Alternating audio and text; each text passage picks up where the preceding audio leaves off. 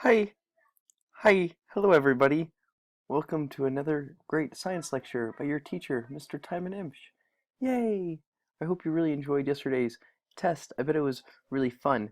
So let's start off. We're starting a new unit today. Are you guys excited? Yeah, cool.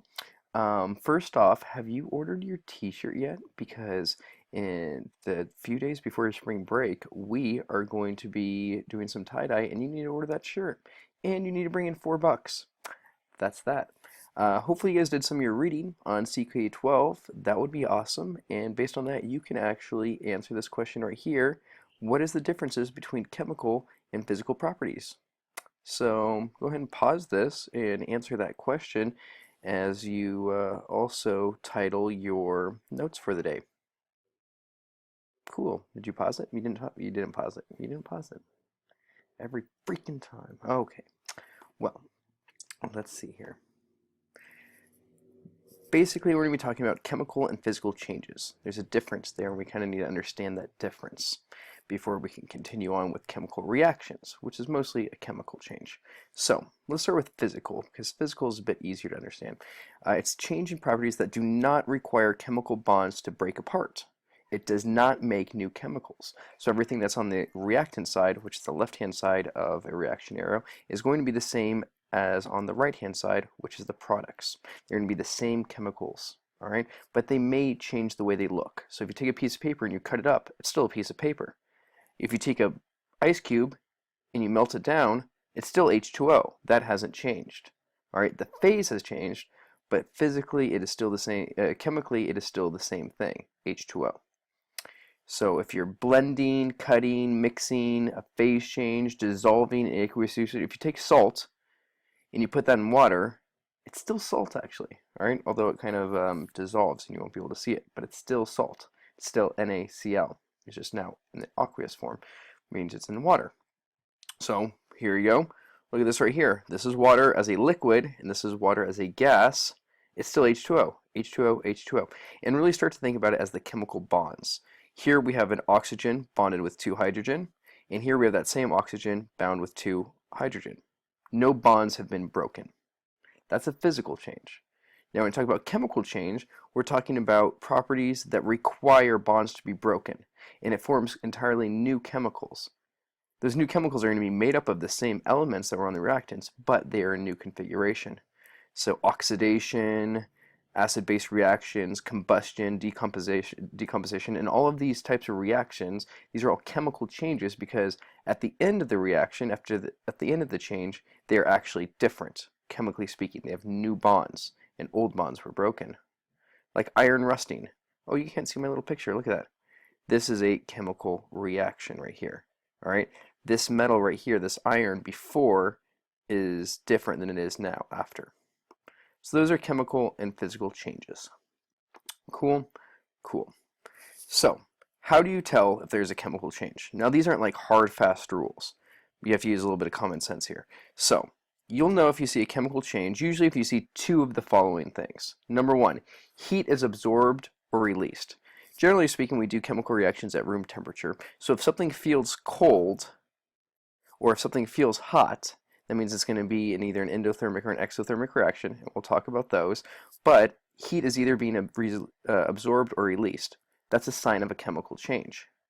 All right. Also, when you see a dramatic color change, like dramatic, like, oh, it's like blue, blue, blue, blue, orange, or something like that, that is usually a sign of a chemical change. You can think of this like, you don't know those jokes, never mind. A precipitate. A precipitate is a solid forming out of a liquid. It's like precipitation, something like that, where basically you have mix some liquids, then all of a sudden, bam, there's a solid that comes out of it. That's often a sign of a chemical change. And then also gas coming out of nowhere, all right? That is also a chemical change, okay? Usually look for 2 or more of those, okay? So things like cutting, breaking, mixing doesn't have any of these signs, but sometimes it's a bit misleading, especially when you're talking about gas and 2 main things that might be misleading about a physical change. Thing number 1, all right, is dissolving, and the other thing is phase changing. So let's think about this. Water. I start with an ice cube.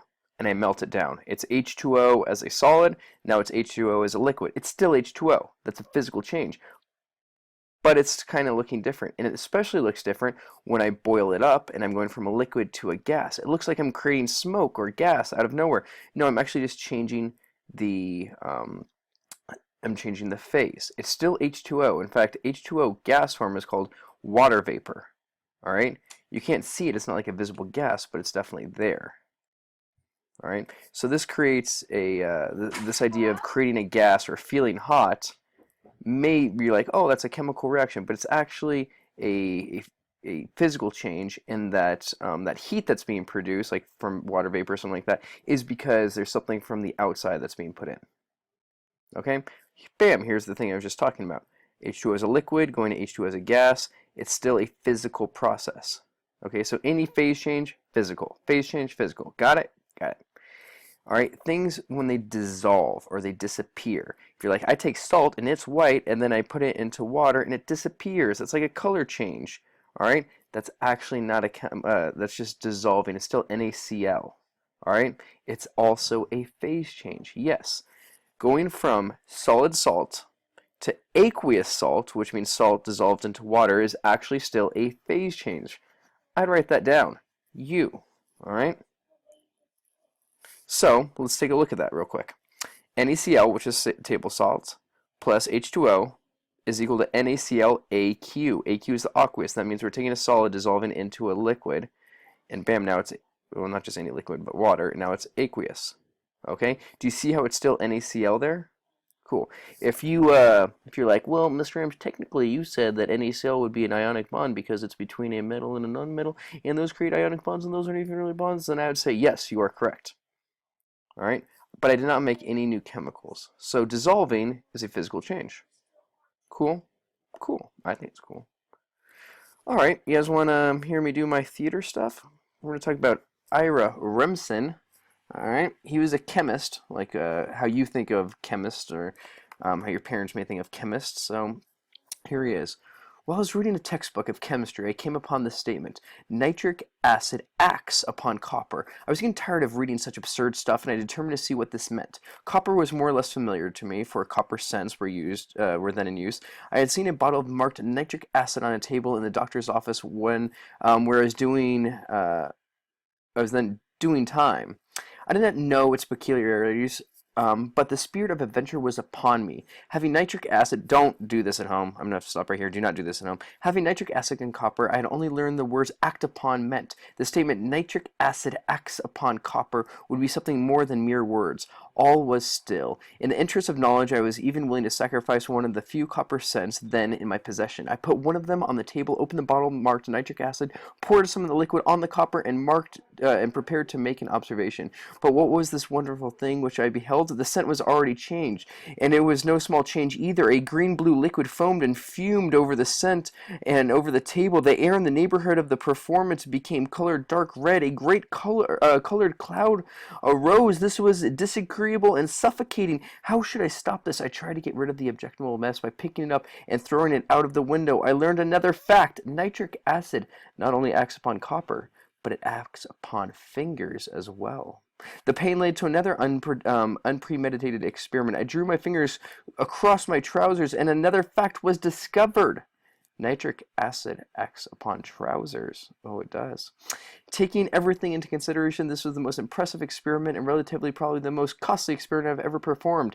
It was a revelation to me. It resulted in a desire on my part to learn more about the remarkable kind of action. Plainly, the only way to learn about it was to see its results, to experiment, to work into a laboratory. So that's what we're going to be starting. That's the unit we're going to be doing. We are not going to be playing with nitric acid and hopefully not getting on your fingers nor on your trousers, if any of you wear trousers, but we will be doing more chemical reaction experiments, which is the more quintessential type of chemistry. Cool? Cool. All right, your turn. Here are 6 different scenarios, 1, 2, 3, 4, 5, 6. I want you to take a few minutes, and I want you to think, is this a chemical or a physical change that is occurring? All right, go ahead and press pause now. You didn't press pause again? You're just watching this video, and you're pretending like you're engaging with it? That's fine. Here we go. Boiling water, it's physical. It's still water before, it's water after. Bam. Dissolving, we learned that dissolving is also a phase change. So when I put KBr into water, it goes from KBr solid to KBr aqueous. Burning paper, that's a chemical change. I am breaking it down. It's usually a bunch of hydrocarbons, and it's going to produce smoke, and it's going to produce heat. So those are some of those tell signs that is a chemical change. Melting wax. Melting should be the giveaway there, and it's a phase change. It's going from solid and temporarily going to liquid wax, which will then probably harden and become solid wax again.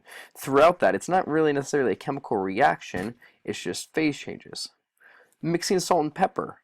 All right, mixing, if I take some salt and throw in some pepper, not only do I create a great 90s hip-hop group, you should look it up, but you're also going to see that it's still salt and still pepper. They're just mixed together. All right, it's the same thing as if I'm like making a salad or something. I chop up some lettuce, chop up some carrots, chop up some bell peppers, whatever, and throw them together and toss it up. It's still, those things are individually haven't changed. It's just the physical appearance of those have changed. The last example here is mixing an acid with a base. So that will actually form a reaction. We're going to learn about that kind of reaction next unit. Sounds good? So hopefully you guys have learned some of the differences between chemical and physical changes. You have a worksheet on it. Hopefully you did the CK12 reading and you've responded to those questions. It was a homework assignment, and I will see you all on Tuesday.